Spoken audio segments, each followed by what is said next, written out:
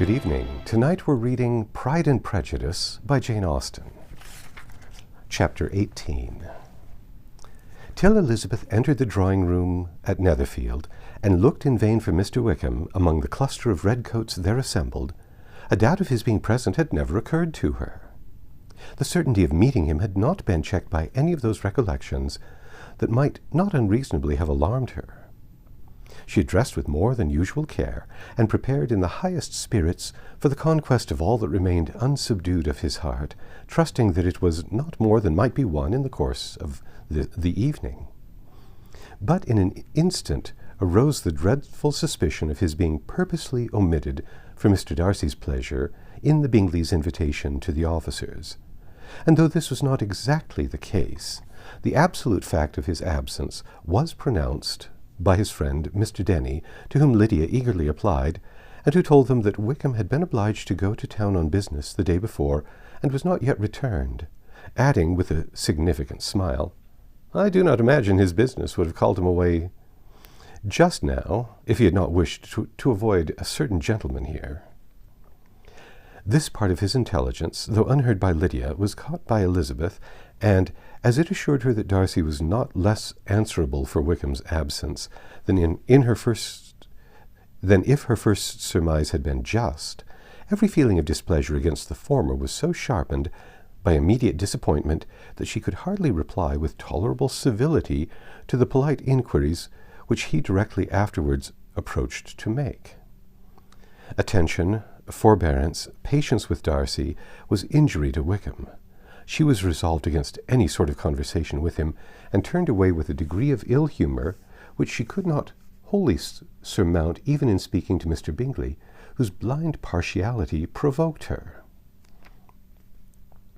But Elizabeth was not formed for ill-humour, and though every prospect of her own was destroyed for the evening, it could not dwell long on her spirits, and having told all her griefs to Charlotte Lucas, whom she had not seen for a week, she was soon able to make a voluntary transition to the oddities of her cousin, and to point him out to her particular notice. The two first dances, however, brought a return of distress. They were dances of mortification. Mr. Collins, awkward and solemn, apologizing instead of attending, and often moving wrong without being aware of it, gave her all the shame and misery which a disagreeable partner for a couple of dances can give. The moment of her release from him was ecstasy. She danced next with an officer, and had the refreshment of talking of Wickham and of hearing that he was universally liked. When those dances were over, she returned to Charlotte Lucas, and was in conversation with her when she found herself suddenly addressed by Mr. Darcy, who took her so much by surprise in his application for her hand that, without knowing what she did, she accepted him. He walked away again immediately, and she was left to fret over her own want of presence of mind. Charlotte tried to console her. "I dare say you will find him very agreeable." "Heaven forbid! That would be the greatest misfortune of all, to find a man agreeable whom one is determined to hate. Do not wish me such an evil." When the dancing recommenced, however, and Darcy approached to claim her hand, Charlotte could not help cautioning her in a whisper not to be a simpleton, and allow her fancy for Wickham to make her appear unpleasant in the eyes of a man of 10 times his consequence. Elizabeth made no answer, and took her place in the set, amazed at the dignity to which she was arrived in being allowed to stand opposite to Mr. Darcy, and reading in her neighbours' looks their equal amazement in beholding it. They stood for some time without speaking a word, and she began to imagine that their silence was to last through the 2 dances, and at first was resolved not to break it, till suddenly fancying that it would be the greater punishment to her partner to oblige him to talk, she made some slight observation on the dance. He replied, and was silent again. After a pause of some minutes, she addressed him a second time with, "It is your turn to say something now, Mr. Darcy. I talked about the dance, and you ought to make some kind of remark on the size of the room or the number of couples." He smiled and assured her that whatever she wished him to say should be said. "Very well, that reply will do for the present.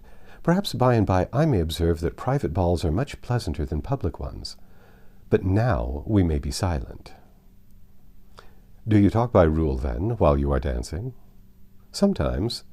One must speak a little, you know. It would look odd to be entirely silent for half an hour together, and yet for the advantage of some, conversation ought to be so arranged as that they may have the trouble of saying as little as possible. Are you consulting your own feelings in the present case, or do you imagine that you are gratifying mine? Both, replied Elizabeth archly, for I have always seen a great similarity in the turn of our minds. We are each of an unsocial, taciturn disposition, unwilling to speak unless we expect to say something that will amaze the whole room, and be handed down to posterity with all the éclat of a proverb. This is no very striking resemblance of your own character, I am sure, said he. How near it may be to mine, I cannot pretend to say. You may think it a faithful portrait, undoubtedly. I must not decide on my own performance. He made no answer, and they were again silent till they had gone down the dance, when he asked her if she and her sisters did not very often walk to Meryton. She answered in the affirmative, and, unable to resist the temptation, added, "When you met us there the other day, we had just been forming a new acquaintance." The effect was immediate. A deeper shade of hauteur overspread his features, but he said not a word, and Elizabeth, though blaming herself for her own weakness, could not go on. At length Darcy spoke, and in a constrained manner said, "Mr. Wickham is blessed with such happy manners as may ensure his making friends. Whether he may be equally capable of retaining them is less certain." "He has been so unlucky as to lose your friendship," replied Elizabeth with emphasis, "and in a manner which he is likely to suffer from all his life." Darcy made no answer, and seemed desirous of changing the subject. At that moment Sir William Lucas appeared close to them, meaning to pass through the set to the other side of the room, but on perceiving Mr. Darcy, he stopped with a bow of superior courtesy to compliment him on his dancing and his partner. I have been most highly gratified indeed, my dear sir. Such various superior dancing is not often seen. It is evident that you belong to the first circles. Allow me to say, however, that your fair partner does not disgrace you, and that I must hope to have this pleasure often repeated, especially when a certain desirable event, my dear Miss Eliza," glancing at her sister and Bingley, "shall take place. What congratulations will then flow in! I appeal to Mr. Darcy. But let me not interrupt you, sir. You will not thank me for detaining you from the bewitching converse of that young lady, whose bright eyes are also upbraiding me." The latter part of this address was scarcely heard by Darcy, but Sir William's allusion to his friend seemed to strike him forcibly, and his eyes were directed with a very serious expression towards Bingley and Jane, who were dancing together. Recovering himself, however, shortly he turned to his partner and said, "Sir William's interruption has made me forget what we were talking of."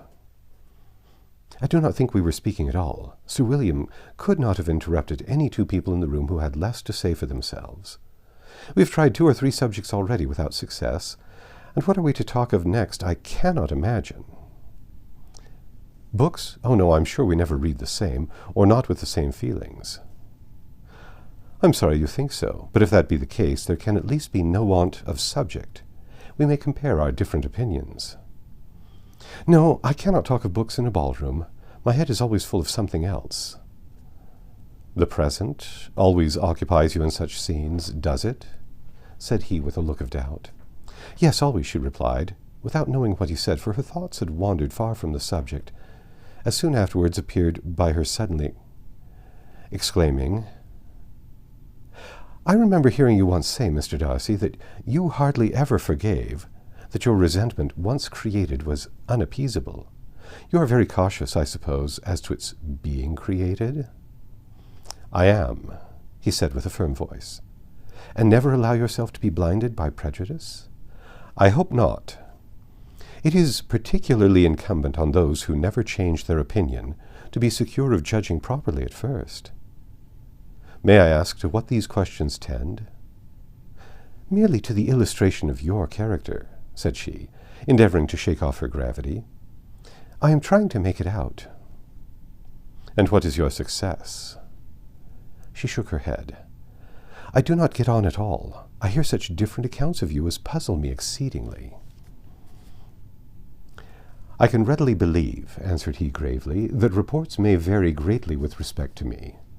And I could wish, Miss Bennet, that you were not to sketch my character at the present moment, as there is reason to fear that the performance would reflect no credit on either.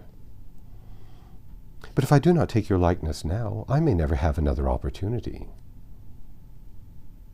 "I would by no means suspend any pleasure of yours," he replied coldly. She said no more, and they went down the other dance and parted in silence, on each side dissatisfied, though not to an equal degree, for in Darcy's breast there was an intolerable, powerful feeling towards her, which soon procured her pardon, and directed all his anger against another. They had not long separated when Miss Bingley came towards her, and with an expression of civil disdain thus accosted her. "So, Miss Eliza, I hear you are quite delighted with George Wickham. Your sister has been talking to me about him, and asking me 1,000 questions, and I find that the young man forgot to tell you, among his other communications, that he was the son of old Wickham, the late Mr. Darcy's steward. Let me recommend you, however, as a friend, not to give implicit confidence to all his assertions, for as to Mr. Darcy's using him ill, it is perfectly false, for on the contrary, he has been remarkably kind to him, though George Wickham has treated Mr. Darcy in a most infamous manner. I do not know the particulars, but I know very well that Mr. Darcy is not in the least to blame, that he cannot bear to hear George Wickham mentioned, and that though my brother thought he could not well avoid including him in his invitation to the officers, he was exceedingly glad to find that he had taken himself out of the way. His coming into the country at all is a most insolent thing, indeed, and I wonder how he could presume to do it. I pity you, Miss Eliza, for this discovery of your favourite's guilt, but really, considering his descent, one could not expect much better." "His guilt and his descent appear by your account to be the same," said Elizabeth angrily, "for I have heard you accuse him of nothing worse than being the son of Mr. Darcy's steward, and of that, I can assure you, he informed me himself."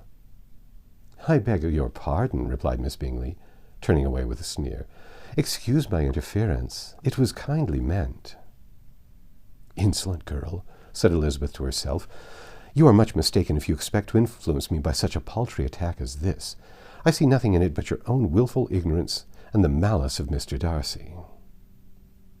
She then sought her eldest sister, who had undertaken to make inquiries on the same subject of Bingley. Jane met her with a smile of such sweet complacency, a glow of such happy expression, as sufficiently marked how well she was satisfied with the occurrences of the evening. Elizabeth instantly reading her feelings, and at that moment solicitude for Wickham, resentment against his enemies, and everything else, gave way before the hope of Jane's being in the fairest way for happiness. "I want to know," said she, with a countenance no less smiling than her sister's, "what you have learnt about Mr. Wickham, but perhaps you have been too pleasantly engaged to think of any third person, in which case you may be sure of my pardon." "No," replied Jane, "I have not forgotten him, but I have nothing satisfactory to tell you. Mr. Bingley does not know the whole of his history, and is quite ignorant of the circumstances which have principally offended Mr. Darcy. But he will vouch for the good conduct, the probity, the honour of his friend, and is perfectly convinced that Mr. Wickham has deserved much less attention from Mr. Darcy than he has received. And I am sorry to say that by his account, as well as his sister's, Mr. Wickham is by no means a respectable young man.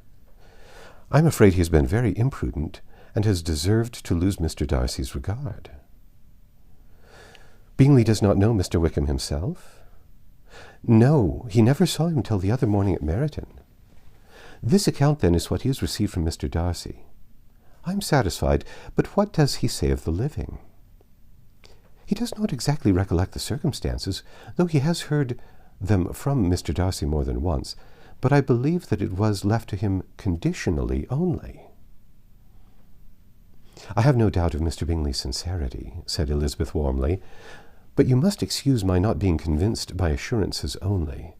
Mr. Bingley's defence of his friend was a very able one, I dare say, but since he is unacquainted with several parts of the story and has learnt the rest from that friend himself, I shall venture to think of both gentlemen as I did before. She then changed the discourse to one more gratifying to each, and on which there could be no difference of sentiment. Elizabeth listened with delight to the happy though modest hopes which Jane entertained of Bingley's regard, and said all in her power to heighten her confidence in it. On their being joined by Mr. Bingley himself, Elizabeth withdrew to Miss Lucas, to whose inquiry, after the pleasantness of her last partner, she had scarcely replied, before Mr. Collins came up to them and told her with great exultation that he had just been so fortunate as to make a most important discovery. "I have found out," said he, "by a singular accident, that there is now in the room a near relation of my patroness. I happened to overhear the gentleman himself mentioning to the young lady who does the honours of this house the names of his cousin, Miss de Bourgh, and her mother, Lady Catherine. How wonderfully these sort of things occur! Who would have thought of my meeting with, perhaps, a nephew of Lady Catherine de Bourgh in this assembly? I am most thankful that the discovery is made in time for me to pay my respects to him, which I am now going to do, and trust he will excuse my not having done it before. My total ignorance of the connection must plead my apology." "You are not going to introduce yourself to Mr. Darcy?" "I am indeed. I shall entreat his pardon for not having done it earlier. I believe him to be Lady Catherine's nephew. It will be in my power to assure him that her ladyship was quite well yesterday se'nnight." Elizabeth tried hard to dissuade him from such a scheme, assuring him that Mr. Darcy would consider his addressing him without introduction as an impertinent freedom rather than a compliment to his aunt, that it was not in the least necessary there should be any notice on either side, and that if it were, it must belong to Mr. Darcy, the superior in consequence, to begin the acquaintance. Mr. Collins listened to her with the determined air to follow his own inclination, and when she ceased speaking, replied thus: "My dear Miss Elizabeth, I have the highest opinion in the world of your excellent judgment in all matters within the scope of your understanding. But permit me to say that there must be a wide difference between the established forms of ceremony amongst the laity and those which regulate the clergy, for give me leave to observe that I consider the clerical office as equal in point of dignity with the highest rank in the kingdom, provided that a proper humility of behaviour is at the same time maintained. You must therefore allow me to follow the dictates of my conscience on this occasion, which lead me to perform what I look on as a point of duty. Pardon me for neglecting to profit by your advice, which on every other subject shall be my constant guide, though in the case before us I consider myself more fitted by education and habitual study to decide on what is right than a young lady like yourself." And with a low bow he left her to attack Mr. Darcy, whose reception of his advances she eagerly watched, and whose astonishment at being so addressed was very evident. Her cousin prefaced his speech with a solemn bow, and though she could not hear a word of it, she felt as if hearing it all, and saw in the motion of his lips the words apology, Hunsford, and Lady Catherine de Bourgh. It vexed her to see him expose himself to such a man. Mr. Darcy was eyeing him with unrestrained wonder, and when at last Mr. Collins allowed him time to speak, replied with an air of distant civility. Mr. Collins, however, was not discouraged from speaking again, and Mr. Darcy's contempt seemed abundantly increasing with the length of his second speech, and at the end of it he only made him a slight bow and moved another way. Mr. Collins then returned to Elizabeth. "I have no reason, I assure you," said he, "to be dissatisfied with my reception. Mr. Darcy seemed much pleased with the attention. He answered me with the utmost civility, and even paid me the compliment of saying that he was so well convinced of Lady Catherine's discernment as to be certain she could never bestow a favour unworthily. It was really a very handsome thought. Upon the whole, I am much pleased with him." As Elizabeth had no longer any interest of her own to pursue, she turned her attention almost entirely on her sister and Mr. Bingley, and the train of agreeable reflections which her observations gave birth to made her perhaps almost as happy as Jane. She saw her in idea settled in that very house, in all the felicity which a marriage of true affection could bestow, and she felt capable, under such circumstances, of endeavouring even to like Bingley's two sisters. Her mother's thoughts, she plainly saw, were bent the same way, and she determined not to venture near her, lest she might hear her too much. When they sat down to supper, therefore, she considered it a most unlucky perverseness which placed them within one of each other, and deeply was she vexed to find that her mother was talking to that one person, Lady Lucas, freely, openly, and of nothing else but her expectation that Jane would soon be married to Mr. Bingley. It was an animating subject, and Mrs. Bennet seemed incapable of fatigue while enumerating the advantages of the match.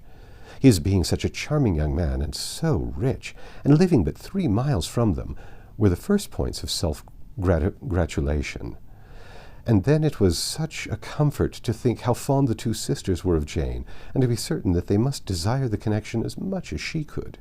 It was, moreover, such a promising thing for her younger daughters, as Jane's marrying so greatly must throw them in the way of other rich men. And lastly, it was so pleasant to her time of life to be able to consign her single daughters to the care of their sister, that she might not be obliged to go into company more than she liked. It was necessary to make this circumstance a matter of pleasure, because on such occasions it is the etiquette, but no one was less likely than Mrs. Bennet to find comfort in staying home at any period of her life. She concluded with many good wishes that Lady Lucas might soon be equally fortunate, though evidently and triumphantly believing there was no chance of it. In vain did Elizabeth endeavour to check the rapidity of her mother's words, or persuade her to describe her felicity in a less audible whisper, for, to her inexpressible vexation, she could perceive that the chief of it was overheard by Mr. Darcy, who sat opposite to them. Her mother only scolded her for being nonsensical. "What is Mr. Darcy to me, pray, that I should be afraid of him? I am sure we owe him no such particular civility as to be obliged to say nothing he may not like to hear." "For heaven's sake, madam, speak lower. What advantage can it be to you to offend Mr. Darcy? You will never recommend yourself to his friend by so doing." Nothing that she could say, however, had any influence. Her mother would talk of her views in the same intelligible tone. Elizabeth blushed, and blushed again with shame and vexation. She could not help frequently glancing her eye at Mr. Darcy, though every glance convinced her of what she dreaded. For though he was not always looking at her mother, she was convinced that his attention was invariably fixed by her. The expression of his face changed gradually from indignant contempt to a composed and steady gravity. At length, however, Mrs. Bennet had no more to say, and Lady Lucas, who had been long yawning at the reception of delights which she saw no likelihood of sharing, was left to the comforts of cold ham and chicken. Elizabeth now began to revive. But not long was the interval of tranquillity, for, when supper was over, singing was talked of, and she had the mortification of seeing Mary, after very little entreaty, preparing to oblige the company. By many significant looks and silent entreaties did she endeavour to prevent such a proof of complaisance, but in vain. Mary would not understand them. Such an opportunity of exhibiting was delightful to her, and she began her song. Elizabeth's eyes were fixed on her with most painful sensations, and she watched her progress through the several stanzas with an impatience which was very ill rewarded at their close. For Mary, on receiving, amongst the thanks of the table, the hint of a hope that she might be prevailed on to favour them again, after the pause of half a minute began another. Mary's powers were by no means fitted for such a display. Her voice was weak, and her manner affected. Elizabeth was in agonies. She looked at Jane to see how she bore it, but Jane was very composedly talking to Bingley. She looked at his two sisters and saw them making signs of derision at each other, and at Darcy, who continued, however, impenetrably grave. She looked at her father to entreat his interference lest Mary should be singing all night. He took the hint, and when Mary had finished her second song, said aloud, "That will do extremely well, child. You have delighted us long enough. Let the other young ladies here have time to exhibit." Mary, though pretending not to hear, was somewhat disconcerted, and Elizabeth, sorry for her, and sorry for her father's speech, was afraid her anxiety had done no good. Others of the party were now applied to. "If I," said Mr. Collins, "were so fortunate as to be able to sing, I should have great pleasure, I am sure, in obliging the company with an air, for I consider music as a very innocent diversion, and perfectly compatible with the profession of a clergyman. I do not mean, however, to assert that we can be justified in devoting too much of our time to music, for there are certainly other things to be attended to. The rector of a parish has much to do. In the first place, he must make such an agreement for tithes as may be beneficial to himself and not offensive to his patron. He must write his own sermons, and the time that remains will not be too much for his parish duties, and the care and improvement of his dwelling, which he cannot be excused from making as comfortable as possible. And I do not think it of light importance that he should have attentive and conciliatory manners towards everybody, especially towards those to whom he owes his preferment. I cannot acquit him of that duty, nor could I think well of a man who should omit an occasion of testifying his respect towards anybody connected with the family." And with a bow to Mr. Darcy, he concluded his speech, which had been spoken so loud as to be heard by half the room. Many stared, many smiled, but no one looked more amused than Mr. Bennet himself, while his wife seriously commended Mr. Collins for having spoken so sensibly, and observed in a half-whisper to Lady Lucas that he was a remarkably clever, good kind of young man. To Elizabeth, it appeared that, had her family made an agreement to expose themselves as much as they could during the evening, it would have been impossible for them to play their parts with more spirit or finer success. And happy did she think it for Bingley and her sister that some of the exhibition had escaped his notice, and that his feelings were not of a sort to be much distressed by the folly which he must have witnessed.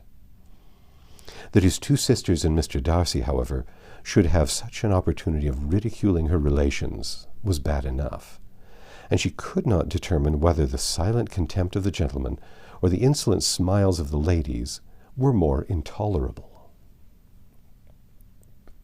The rest of the evening brought her little amusement.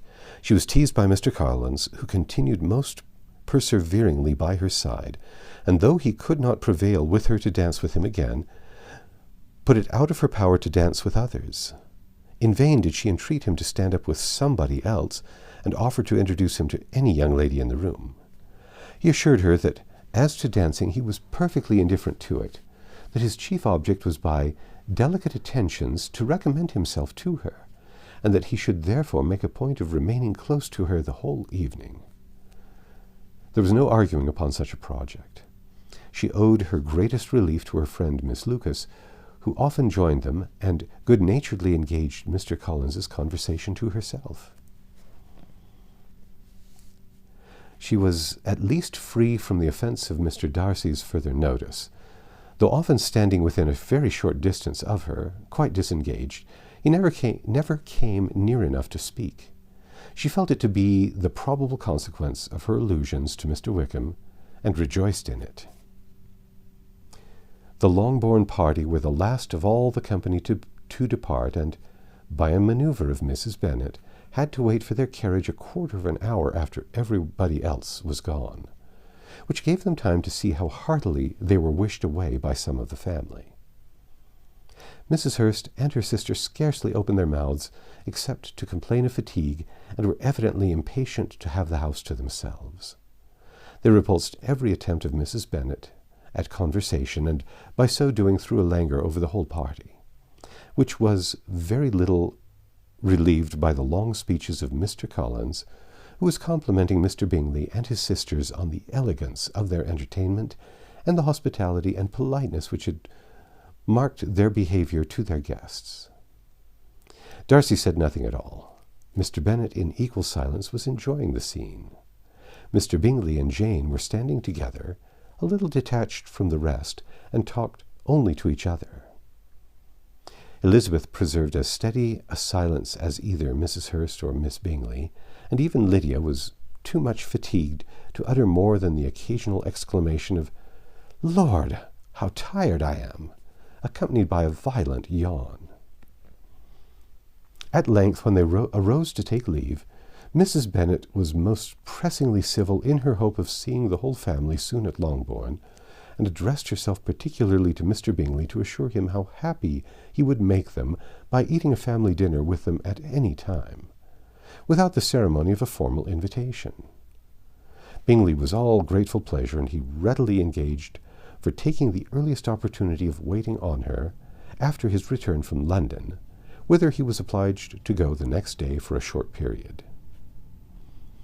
Mrs. Bennet was perfectly satisfied, and quitted the house under the delightful persuasion that, allowing for the necessary preparations of settlements, new carriages, and wedding clothes, she would undoubtedly see her daughter settled at Netherfield in the course of 3 or 4 months. Of having another daughter married to Mr. Collins, she thought with equal certainty, and with considerable though not equal pleasure.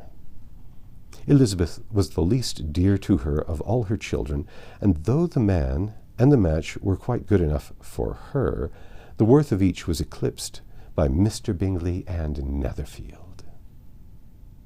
That's the end of chapter 18. Come back tomorrow and we'll read chapter 19.